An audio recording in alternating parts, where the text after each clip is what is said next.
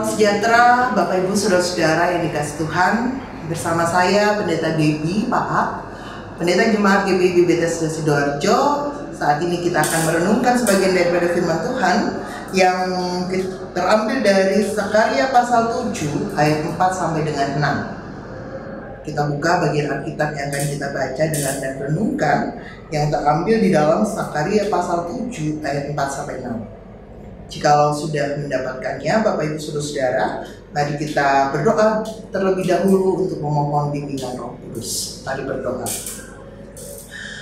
Bapa di dalam surga, Bapa yang baik, saat ini Alkitab telah terbuka, tanda kami siap untuk membaca, mendengarkan dan merenungkan kebenaran firman-Mu. Bimbing dan berkati kami dengan Roh Kudus-Mu, sehingga ketika kami membaca, mendengarkan dan merenungkan firman-Mu, kami boleh mengerti, memahami, lalu melakukannya dalam kehidupan kami hari lepas hari. Di dalam nama Tuhan kami Yesus Kristus, firman yang hidup, kami sudah berdoa. Amin. Zakaria pasal 7 ayat 4 sampai 6. Maka datanglah firman Tuhan semesta alam kepadaku bunyinya. Katakanlah kepada seluruh rakyat negeri dan kepada para imam demikian. Ketika kamu berpuasa dan meratap dalam bulan yang kelima dan yang ketujuh selama 70 tahun ini, adakah kamu sungguh-sungguh berpuasa untuk aku? Dan ketika kamu makan dan ketika kamu minum, bukankah kamu makan dan minum untuk dirimu sendiri? Demikianlah pembacaan Alkitab kita, Bapak Ibu Saudara-saudara. Yang menarik dalam pembacaan kita di ayat yang kelima, adakah kamu sungguh-sungguh berpuasa untuk aku? Nah, ini pertanyaan buat kita. Jikalau di antara Bapak Ibu Saudara seringkali atau mungkin pernah melakukan atau menjalankan yang namanya ibadah puasa. Nah, Bapak Ibu, puasa itu adalah salah satu bentuk disiplin rohani di mana orang berpantang tidak makan dan tidak minum untuk jangka waktu tertentu. Nah, puasa biasanya dilakukan pada suatu situasi tertentu. Pada masa sekarang ada beberapa macam cara berpuasa dan mungkin Bapak Ibu Saudara juga melakukannya. Misalnya tidak makan, tidak minum dari pagi sampai petang, ada yang hanya makan tetapi tetap minum, ada juga hanya tidak makan makanan tertentu, misalnya tidak makan makanan bergaram dan lain sebagainya. Nah, saudara-saudara, Bapak Ibu, yang penting sebenarnya adalah semangat dan tujuan berpuasa. Apa sih semangat dan tujuan berpuasa? Adalah untuk mendekatkan diri kita dengan Tuhan, juga mengasah kepekaan akan kehadiran Tuhan, dan juga untuk melatih dan mengendalikan diri kita terhadap nafsu kedagingan. Jadi Bapak Ibu Saudara, jangan berpuasa karena misalnya kita ikut-ikutan atau sekedar mengikuti kewajiban. Nah, kita lihat dalam pembacaan kita disampaikan Tuhan melalui Zakaria. Tadi kita dengarkan, adakah kamu sungguh-sungguh berpuasa untuk aku? Nah, ini pertanyaan yang menarik. Nah, dalam pembacaan kita ternyata Bapak Ibu Saudara tentang puasa, mereka menjadikan puasa hanya untuk memenuhi kewajiban keagamaan saja, tanpa menghayati maknanya. Kenapa puasa? Mengapa harus buat puasa? Contohnya juga mungkin terjadi pada kita saat ini. Misalnya juga ketika kita ke gereja. Kenapa sih kita ke gereja? Apakah karena kita orang Kristen makanya tiap minggu kita harus ke gereja? Tapi apa maknanya buat kita? Makna kenapa kita harus berpuasa? Kenapa kita harus ke gereja? Jangan-jangan kita hanya ke gereja untuk memenuhi tuntutan dan kebiasaan karena kita sebagai orang Kristen. Tanpa makna, kenapa sih kita harus bergereja? Padahal kita gereja itu adalah ibadah, dan kita beribadah di gereja sebagai tanda syukur kita kepada Tuhan. Nah, begitu juga dalam berpuasa dalam pembacaan kita. Kalau Bapak Ibu Saudara baca di Matius 6 ayat 16 sampai 18, Yesus juga mengajarkan. Yesus malah mengatakan gini, dalam menjalankan puasa hendaknya jangan munafik, Artinya sekedar untuk mencari puji-pujian, mencari hormat manusia, sehingga penuh kepura-puraan. Itu dikatakan di Matius 6 ayat 16-18, dikatakan jangan munafik atau sekedar untuk mencari pujian. Oh, saya puasa gitu kan, dan hormat manusia sehingga penuh dengan pura-pura. Padahal Bapak Ibu Saudara-saudara yang dikasihi Tuhan, kegiatan berpuasa hendaknya itu disertai dengan apa? Ketulusan hati untuk beribadah kepada Tuhan. Berpuasa itu adalah panggilan, bukan kewajiban. Undangan, bukan paksaan. Jadi harus dilakukan dengan apa? Dengan tulus. Nah, saudara-saudara, puasa itu adalah bentuk disiplin rohani guna kita menguasai yang namanya nafsu kedagingan, sehingga kita dapat lebih peka dengan kehadiran Tuhan, lebih dekat dengan Tuhan. Puasa juga adalah panggilan, karena itu puasa harus dilakukan dengan sukacita, bukan karena terpaksa.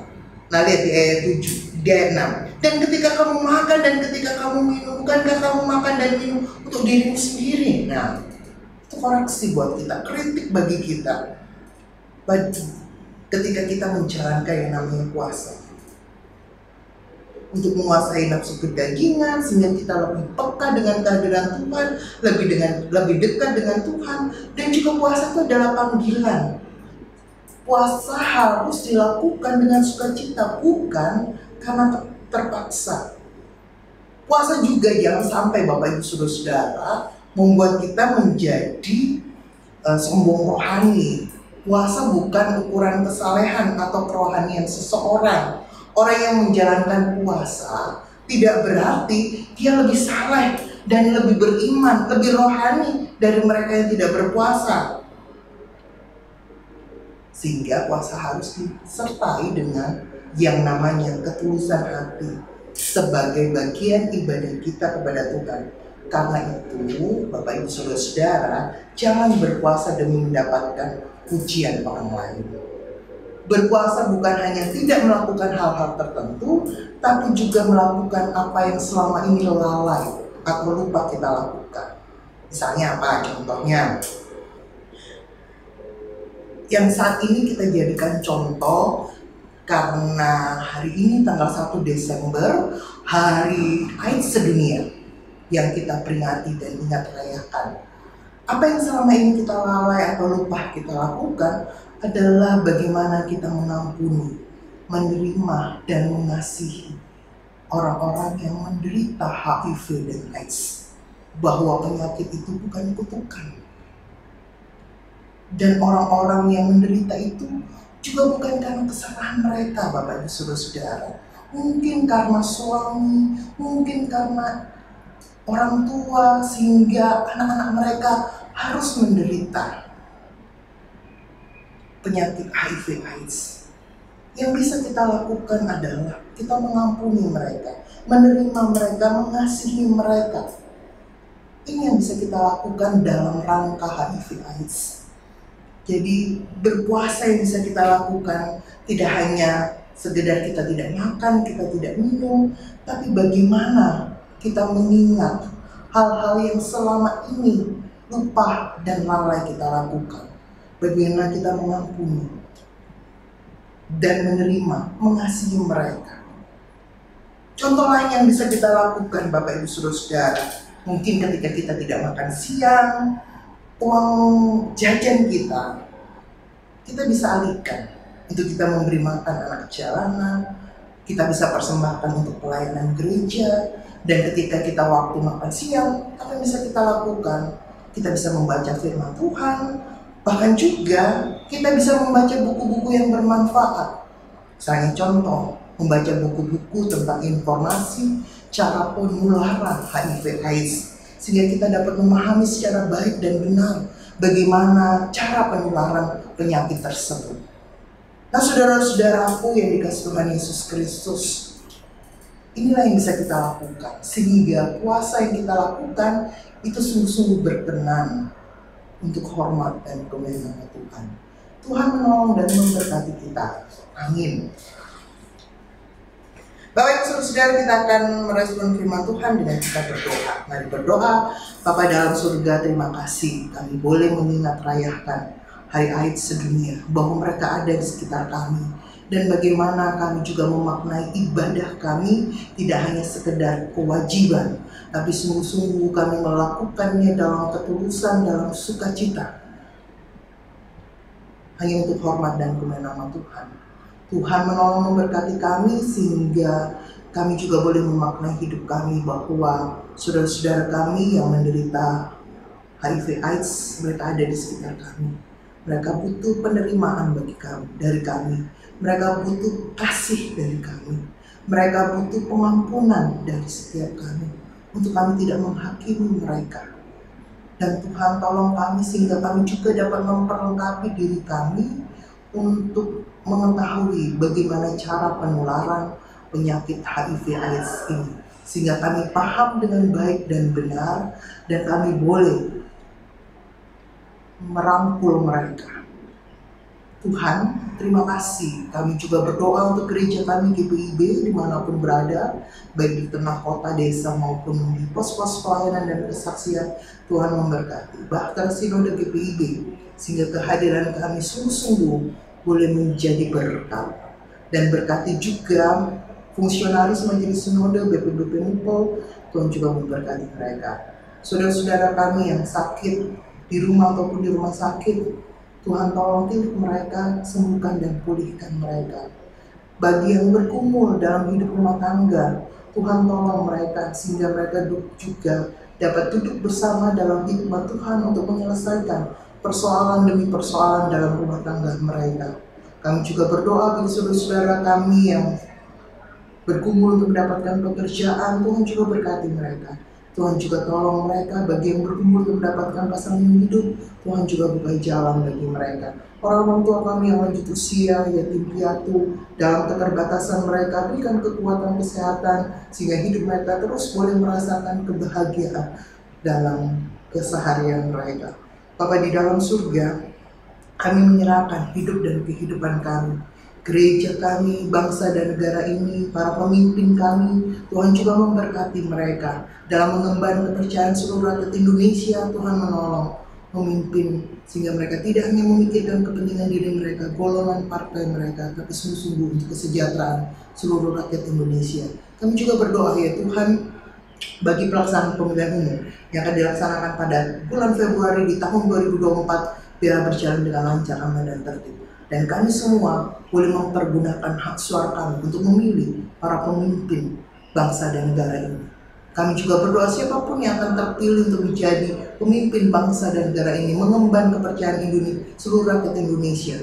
Tuhan tolong mereka. Bapa di dalam surga, kami menyerahkan seluruh hidup dan kehidupan kami, pergumulan kami, anak-anak kami dalam tumbuh kembang mereka. Tolong mereka Tuhan, sehingga mereka juga serius dalam mereka belajar untuk mencapai masa depan mereka, serius juga dalam iman percaya mereka. Berkati kami sebagai orang tua, sehingga kami juga boleh menjadi contoh dan teladan, mendampingi anak-anak kami, menjadi sahabat, memberikan perhatian, kasih sayang bagi mereka.